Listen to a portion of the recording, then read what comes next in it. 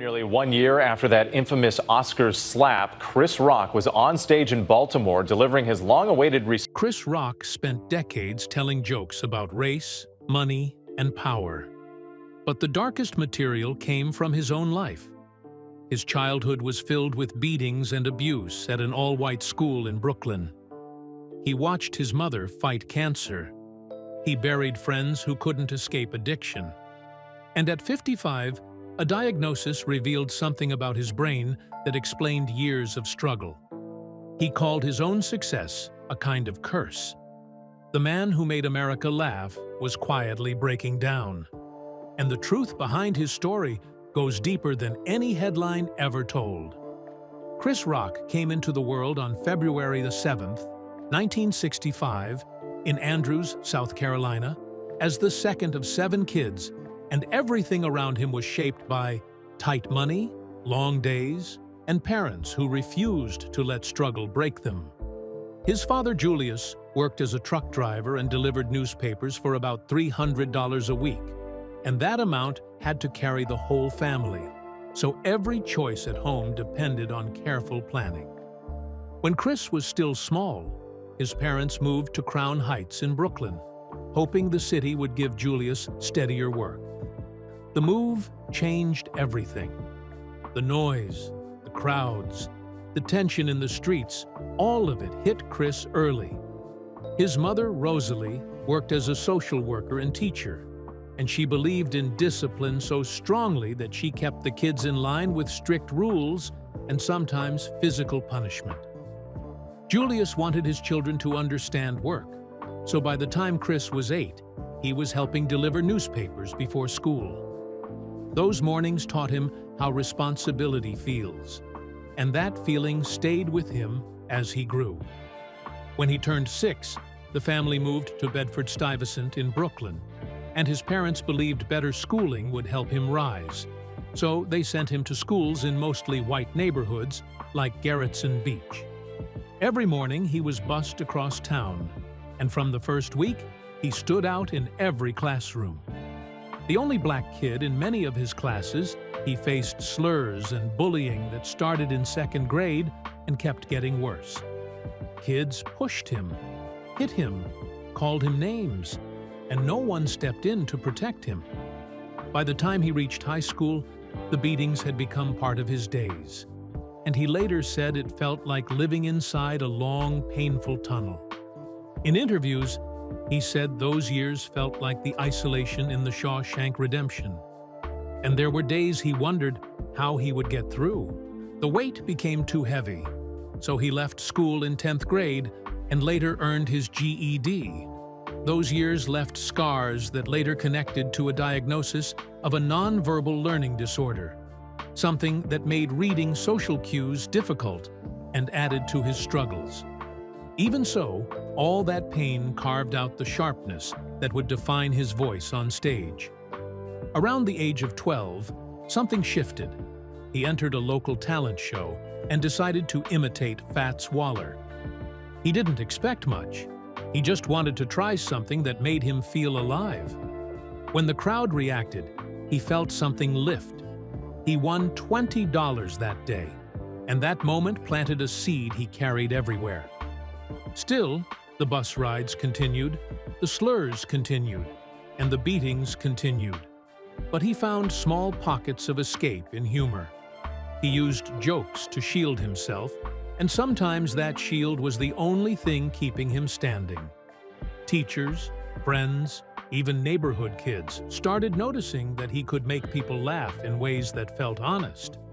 That talent show win helped him believe that he had something powerful inside him. And slowly, he began to imagine a future shaped by stages and microphones instead of hallways, where he had to watch his back. When he turned 19 in 1984, he stepped into Catch a Rising Star in New York City and performed his first real stand-up set. The club was known for discovering new voices, and Chris walked in with jokes about race, poverty, and the world he grew up in. His delivery was raw, his timing still forming, but people listened.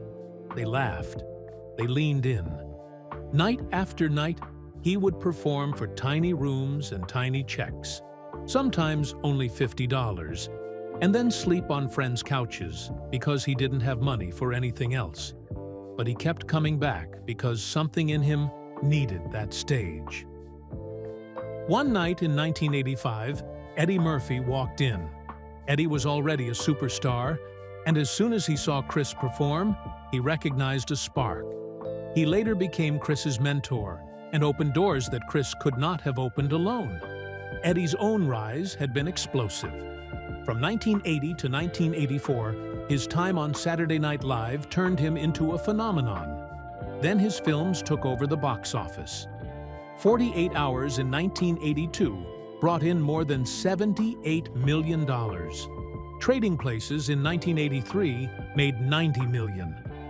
Beverly Hills Cop in 1984 earned $316 million worldwide.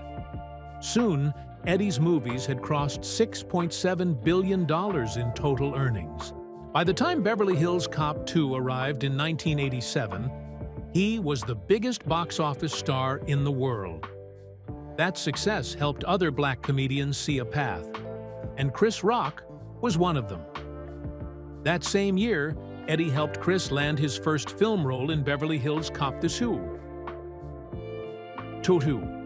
It was a small part, just a parking valet named Playboy, but it was enough to get him noticed. The film made $153 million worldwide, and even with a few short lines, Chris left a mark. After that, more small roles followed. He appeared as a street hustler in I'm Gonna Get You Sucker in 1988 and popped up in shows like Miami Vice. Every role, no matter how tiny, helped him gain confidence and understand the world of acting. Those years were about learning and surviving, but they were also shaping him for what came next. In 1990, he joined Saturday Night Live during a season that introduced Chris Farley and David Spade. People later called them the bad boys of SNL, but Chris struggled behind the scenes. His sketches didn't always land, especially his Nat X segments, and critics often called them weak. Ratings were bad, pressure was high, and by 1992, he was labeled the least popular cast member. Around that time, he wanted to join In Living Color because it offered more space for black performers. When Lorne Michaels found out, he fired Chris in October 1992. Chris later said being fired was the best thing that ever happened to him because it pushed him to create his own path. He appeared on the last 6 episodes of In Living Color before the show was canceled in 1993, and that shift opened the door to his next big step. That same year, he wrote and starred in CB4, a mockumentary parodying gangsta rap and NWA. The film cost only $6 million to make, but earned almost $18 million, opening at number 1 with $6.12 million in its first weekend. Reviews were mixed, sitting at 52% on Rotten Tomatoes, but audiences liked its sharp look at rap culture. Chris played MC Gusto, a wannabe rapper jumping into the world of fake toughness, and the movie's success helped him sign with 3 Arts Entertainment and land his first HBO special. That special later changed everything for him. All through these rises, he carried memories of the people he loved, including Chris Farley. On October 27, 1990, Farley performed the Chippendales audition sketch with Patrick Swayze. Farley went all in, dancing shirtless and giving the crowd everything he had. The sketch made Farley a star, but later, Chris Rock said it also hurt him deeply. He believed it was cruel because it made Farley the joke instead of giving him a comic twist. Chris remembered seeing something break in Farley that night, and years later, when Farley died in 1997 from an overdose, Chris said he had seen death in his eyes the last time they met. The sketch stayed famous, but Chris's reflection revealed how harsh the comedy world could be and how painful its pressure became for someone like Farley. Chris Rock's rise into the spotlight felt like something that kept building moment by moment until it finally burst open in a way no one could ignore. And it truly started on June 1st, 1996, when his HBO special, Bring the Pain, premiered and shook American comedy like an earthquake. The show was filmed at the Apollo Theater in Harlem, a place already filled with the voices and ghosts of legends, and the energy in that room seemed to lift him higher with every second he spoke. The material hit hard. He talked about race, politics, relationships, and the O.J. Simpson trial with a kind of fearlessness that made people lean forward. When he said black people think O.J. is innocent, the audience exploded, and the country exploded with them. That one line rolled across living rooms, barbershops, college dorms, and TV panels until Chris Rock suddenly felt like the one comedian everyone was quoting. The special drew an estimated 4.2 million viewers and earned him 2 Emmy Awards in 1997 for Outstanding Variety Special and Outstanding Writing. It even got a Grammy nomination. Overnight, he went from rising comic to a force that shifted what stand-up could sound like. And the Apollo Theater itself strengthened that moment, because that place was built for breakthroughs. Ever since the 1930s, when Ella Fitzgerald, James Brown, and Stevie Wonder walked onto that stage, the Apollo had been the heartbeat of black entertainment. So when Rock walked out there in 1996 to perform for about 1,500 people in a sold-out room, the moment carried history on its shoulders. Fans were shouting his name before he even finished his first sentence. Every laugh bounced back from the walls with the kind of power that only comes from a crowd that feels seen and understood. The Apollo helped Chris connect so deeply that Bring the Pain became more than a comedy special. It became a cultural turning point. The success of Bring the Pain lifted Rock into places he had never been before, and awards soon followed. In 1997, he took home 2 Primetime Emmy Awards for the special, and the industry finally admitted that comedy could be both sharp and smart at the same time. The special also earned a Grammy nomination, and even though he didn't win that one, he would later win Grammys for Bigger and Blacker and Never Scared. The recognition opened doors he had only dreamed about. Suddenly, he was hosting major award shows like the Billboard Music Awards and the MTV Video Music Awards. Those gigs gave him a new stage to play on, and he grabbed it with the same confidence he brought to his stand-up. At the Billboard show in 1996, he roasted presenters and performers until the audience couldn't stop laughing. The next year at the MTV VMAs, he pushed the jokes even further, improvising his way through the night. Those performances shaped his reputation as someone unpredictable, fearless, and completely original. And then HBO gave him something even bigger. In 1997, The Chris Rock Show premiered, and it pulled him into late-night television in a way no one expected. The show mixed sketches, celebrity interviews, music, and comedy in a style that was fast, bold, and often controversial. Over its run from 1997 to 2000, the show earned 4 Emmy Awards and invited guests like Oprah Winfrey, Puff Daddy, and DMX. Rock served as host, writer, and executive producer, and the series helped him become one of the strongest voices in American entertainment. It was also the place where he tested ideas that later shaped his next projects, including Everybody Hates Chris. The mix of humor, music, and social commentary felt new, and audiences responded to that freshness.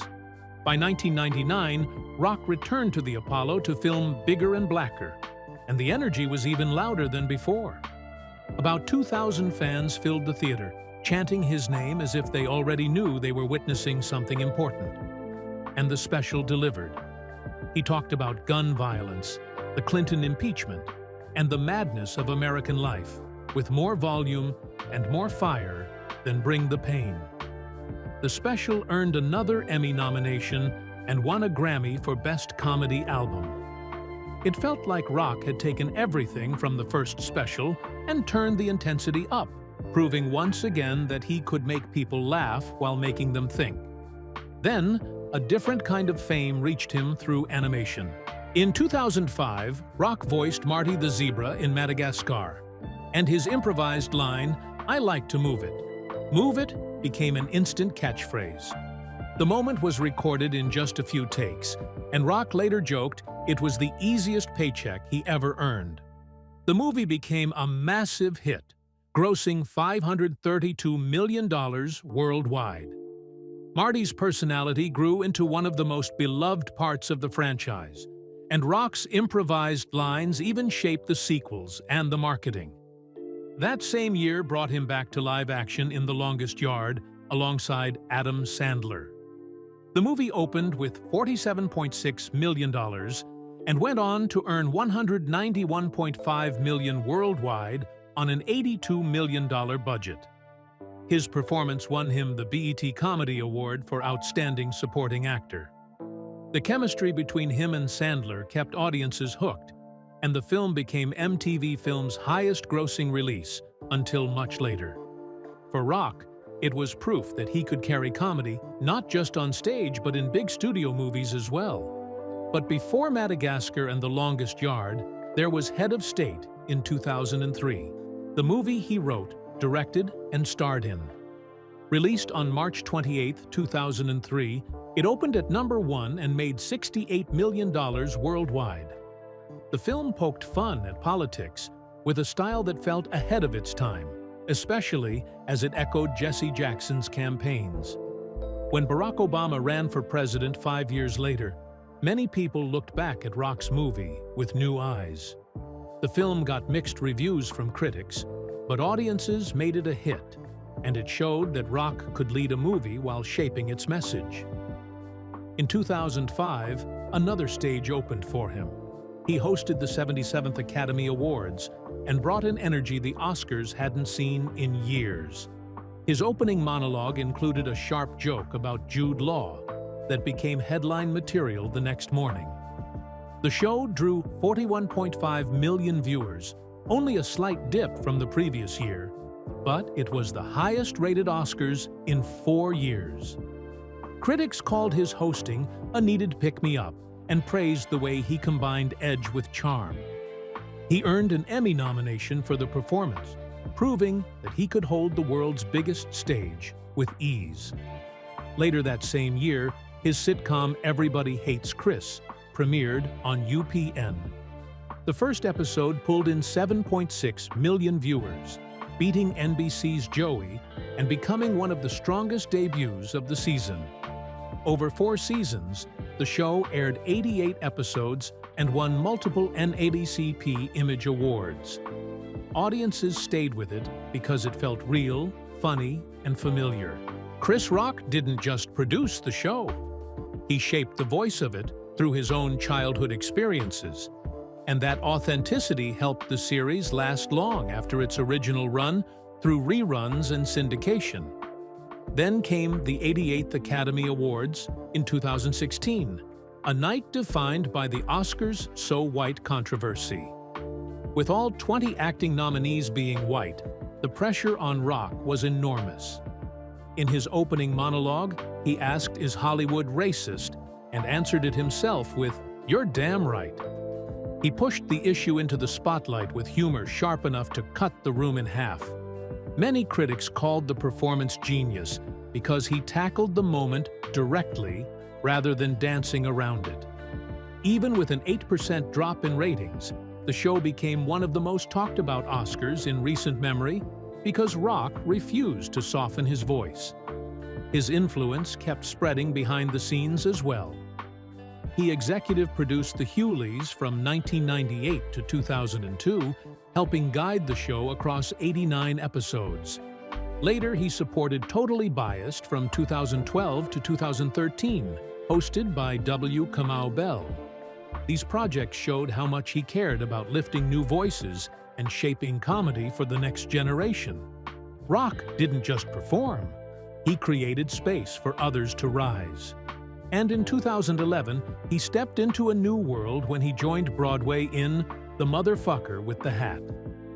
Working opposite Bobby Cannavale, Rock played a recovering addict named Ralph in a play filled with raw emotion. Critics praised his performance for being honest and layered, and he earned a Tony Award nomination for Best Featured Actor. The show ran for several months and proved he could command not just a comedy stage, but a dramatic one too. Chris Rock's rise through stand-up always felt like a long walk through fire, and every few steps he found a way to turn the heat into something sharper. When he filmed Never Scared in March 2004 at Dayar Constitution Hall, the room carried a steady pressure because everyone knew he was at his peak. The special aired on HBO a month later and swept through pop culture like a spark that refused to cool down.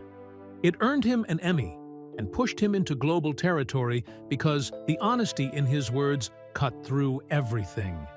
He moved from the Iraq War to the Bush presidency to race relations with the same sharp rhythm, almost as if he was guiding the crowd through a lesson they never knew they needed. He joked about how Americans worship money and pointed out how odd it was to separate God from schools, but then stamp in God we trust on the money people chase every day. And he didn't stop there. He went after drug laws, after hypocrisy, after the racial wealth gap. When he said Shaq is rich, but the white man who signs his check is wealthy, the room shifted. The line traveled far, reaching people who had never seen the special. He recorded pieces of it in London and Johannesburg too, showing how wide his reach had become. Never Scared won him a Grammy for Best Comedy Album and was celebrated for being raw and brutally honest.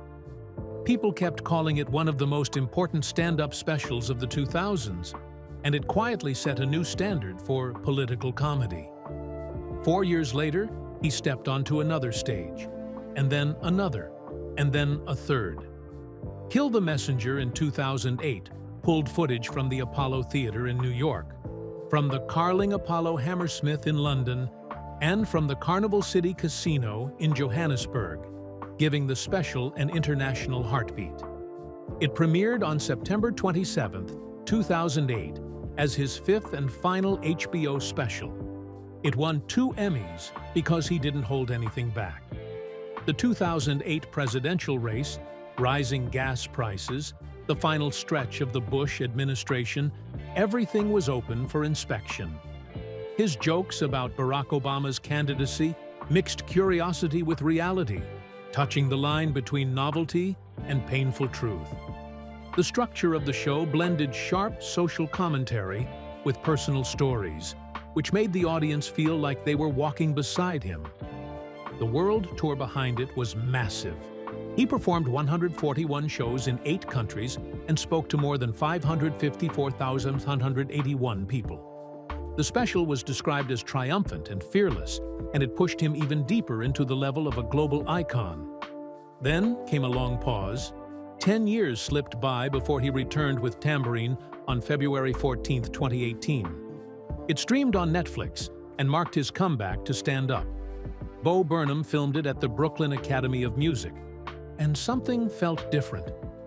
The jokes were still sharp, but there was a quiet weight under them. He talked about his infidelity. He talked about porn addiction. He talked about the mistakes that tore through his marriage. The vulnerability surprised people. More than 20 million viewers watched the special, making it one of Netflix's most seen stand-up shows. Critics praised it, and Rotten Tomatoes placed it at 100%. People said it was his most revealing special, the one where he blended politics with personal truth in a way that pulled the room closer instead of pushing them back. The success of Tambourine opened a door for more comedians to bring private struggles onto streaming platforms, turning comedy into something that carried confession and truth at the same time. 5 years later, he tried something new again. In 2023, he stepped into a live global spotlight for Selective Outrage, the first ever Netflix stand-up live stream. The event drew a peak of 3.4 million people. He used the moment to finally address the slap that happened at the Oscars, the one the whole world saw. He walked through the idea of selective outrage, pointing out how society chooses what to be angry about depending on what benefits them. People watched him dissect the moment with clarity and anger, and because the show was live, everything hit at once. No edits, no safety, just his voice running through a moment that had lived inside headlines for months. Critics called it bold and timely, and it quickly became one of the biggest comedy events of 2023. By 2024 and 2025, he carried that momentum onto the road. His tours sold out arenas across the United States, and tickets regularly reached $200 or more. Madison Square Garden, the Hollywood Bowl, and other major venues filled within minutes. People came because he didn't recycle old jokes. He mixed the classic lines with new ones that touched current events, politics, and pop culture. It kept the shows alive, and the demand kept growing. Then his next chapter arrived. In July 2025, he stepped back behind the camera after almost a decade away from directing. His A24 film began production in Los Angeles. It started with the working title Misty Green and starred Rosalind Eliezer as a performer trying to rebuild her life after personal and professional fallout. Rock wrote the film, directed it, and acted in it. The cast included Adam Driver, Daniel Kaluuya, Anna Kendrick, Topher Grace, and Anthony Anderson. The story followed Misty Green as someone from her past returned with an opportunity that could change everything. With A24's reputation and Rock's return to film direction since 2014, the project quickly became one of the most anticipated indie releases of 2025. And something else returned too. Comedy Central revived Everybody Still Hates Chris as an animated series in September 2024. Rock narrated it and voiced Pookie, and the show premiered on September 25th. It brought back the world of late 1980s Brooklyn through adult Chris, who now guided viewers through his memories. Terry Crews and Tichina Arnold returned as Julius and Rochelle, and a new cast joined as the younger characters. CBS Studios and Chris Rock Enterprises produced the series with a 20-episode order.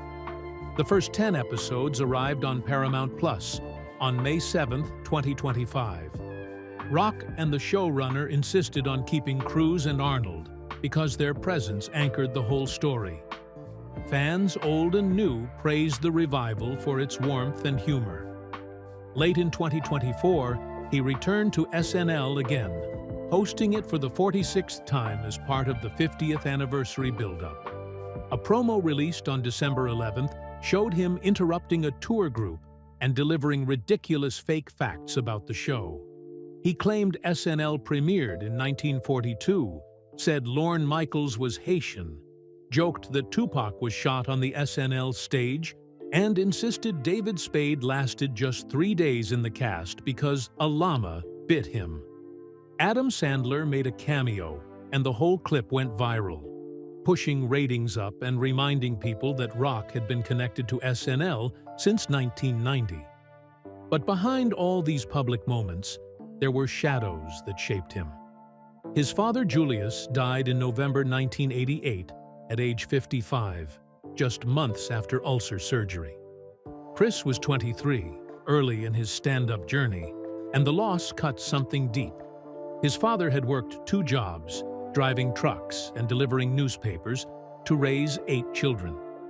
Rock said the loss made him question the point of life's struggles and forced him to grow up fast. It changed his view on emotion and responsibility. Years later, in February 2006, tragedy hit again. His older half-brother, Charles Liddell Rock, died homeless in a shelter at 52 after battling addiction for decades.